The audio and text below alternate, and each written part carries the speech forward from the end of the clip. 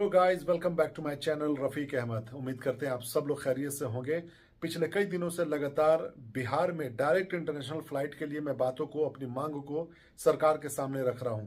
Normally मैं political videos बनाता था, पॉलिटिक्स पर हमेशा अपने कमेंट्स करता था और आए दिन जो घटनाएं घट रही हैं उस पर अपनी बातों को रखता था।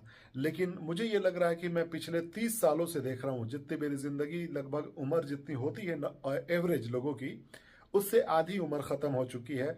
लेकिन बिहार में अभी तक एक इंटरनेशनल फ्लाइट नहीं जा सकी जो अरब से बिहार में और बिहार से अरब के देश में डायरेक्ट फ्लाइट हो सके।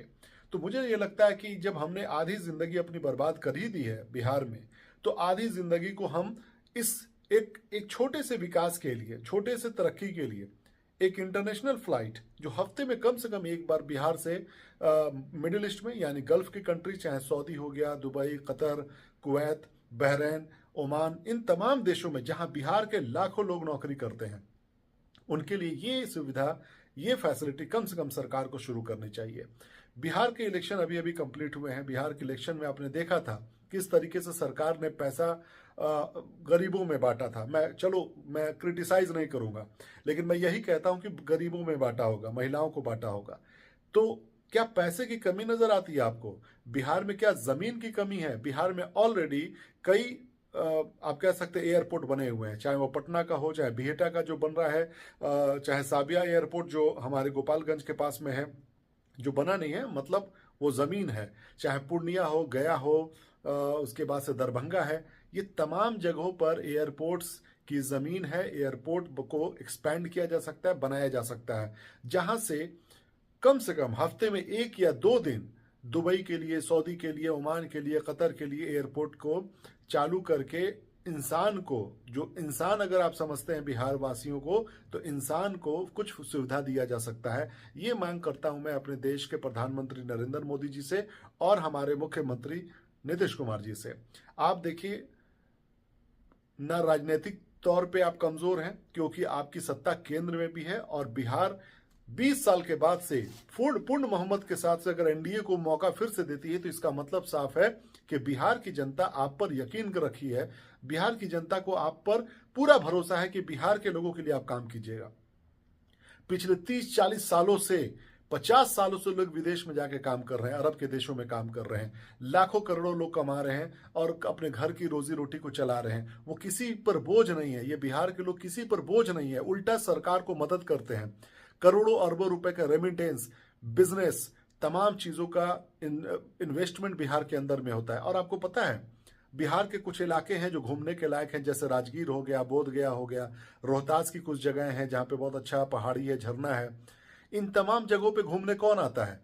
बिहार के ही लोग आते हैं। हम सिवान के लोग हैं तो जाते हैं राजगीर घूमने, हम सिवान के लोग हैं तो जाते हैं गया घूमने या रोहतास घूमने, या किसी पटना में जाते हैं, पटना चिड़ियाघर देखने के लिए।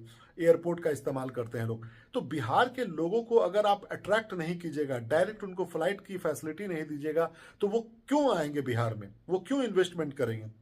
जैसे ही एक एयरपोर्ट चालू हो जाता है, लाखों लोगों का जो समस्या है, जो सबसे ज्यादा समस्या ब्लू कॉलर्स, जो मजदूरी करने वाले लोग हैं, जो बेचारे कुछ बहुत कम सैलरी पर काम करते हैं विदेश के अंदर में, ब्लू कॉलर्स जिसको कहते हैं, यानी कि वो जो मजदूरी करते हैं, जो दिहाड़ी पे काम करते हैं, वो बेचारे साल नहीं 2 साल पर एक बार जाते हैं और अपने सामान, घर के लिए, अपने प्यारों के लिए, अपने बच्चों के लिए, अपने बीवी माता पिता के लिए वो 25 किलो 50 किलो सामान लेकर जाते हैं। कई कई बैग्स होते हैं जिसको लेकर वो बेचारे दर दर भटकते हैं।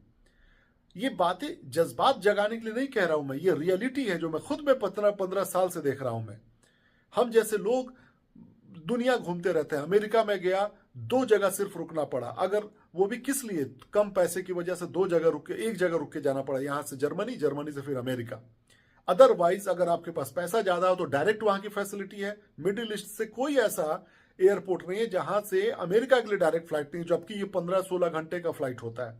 और जो बिहार 3 घंटे, 4 घंटे, 5 घंटे की दूरी पर है, हम उसको 25 घंटा, 24 घंटा में पूरा करते हैं।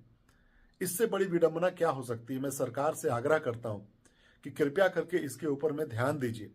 भारत की तीसरी सबसे बड़ी आबादी वाला राज्य है बिहार, जहां पे 14 करोड़ की आबादी रहती है, और उस 14 करोड़ की आबादी के 1% को भी अगर आप मान लीजिए कि साल भर में वो ट्रैवल करते हैं, तो आपको किसी दिन भी खाली प्लेन जाएगी ही नहीं।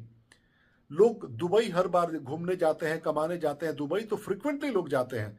और आपको क्या लगता है सिर्फ बिहार के ही लोग ही इस्तेमाल करेंगे अगर एयरपोर्ट बन जाता है तो?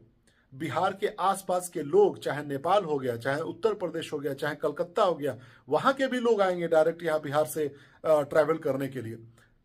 ट्रेन की कनेक्टिविटी है जो डायरेक्ट गोरखपुर, लखनऊ, कलकत्ता हर जगह जाती है। पटना से डायरेक्ट राजधानी है, सब जगह जाने को तैयार है। 3 घंटा, 4 घंटा, 10 घंटे की दूरी पर जो लोग, हम लोग दिल्ली से उतर कर आते हैं, वो आसपास के लोग, मैं तो ये नहीं कह रहा हूं कि दिल्ली के लोग आएंगे बिहार में, लेकिन बिहार के आसपास के लोग वो तो बिहार में उतर के आसानी से आ जा सकते हैं। तो पैसेंजर्स की कमी नहीं होगी।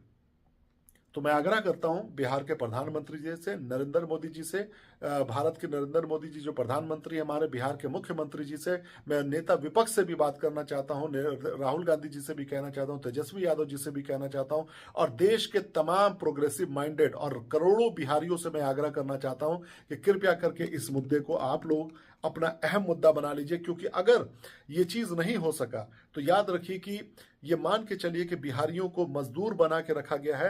एक दिहाड़ी करने वाला, चाहे आप कितना भी पढ़ लिख लीजिए, ये तो सिर्फ बेवकूफ बनाने की बात होती है कि बिहारी में आईएएस आईपीएस बनते हैं, यूपीएससी निकालते हैं, 20% यूपीएससी वाले लोग हैं। क्या फायदा? ऐसे दिमाग का क्या फायदा? चाणक्य की हम लोग बात करते हैं, चाणक्य की कहानी हम लोग पढ़ते हैं पौराणिक कथाओं में, पुराने किताबों में। चाणक्य क्या थे? अपने बुद्धि, अपनी सक्षमता और अपनी चालाकी की वजह से राजपाट चलाते थे।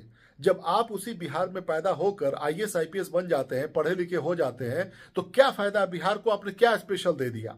सिर्फ इतिहास की बातों को पढ़ के हम लोग काम चलाएंगे क्या? हम लोग इसी तरीके से जिंदगी गुजारते रहेंगे बेवकूफों की तरह कि हमारे पास एक इंटरनेशनल एयरपोर्ट भी ना हो, कि वहां पे इंटरनेशनल फ्लाइट आती हो?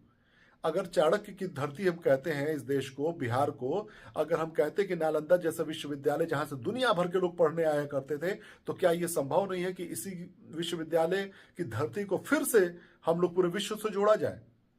तो कृपया करके बराए मेहरबानी इस पर सभी बिहार के लोग, देश के तमाम कोने में बैठे हुए जितने भी बिहारी हैं, अगर आप अपने बिहारी भाइयों के लिए नहीं खड़े होते हैं, आपके घर में अगर एक वक्त की भी रोटी किसी बिहारी जो बिहार के बाहर जाके, विदेश में जाके मेहनत करके आपको पैसा भेजता है और उसकी वजह से आपका घर चलता है, तो आपकी ये जिम्मेदारी कि इस पर आप आवाज उठाएं।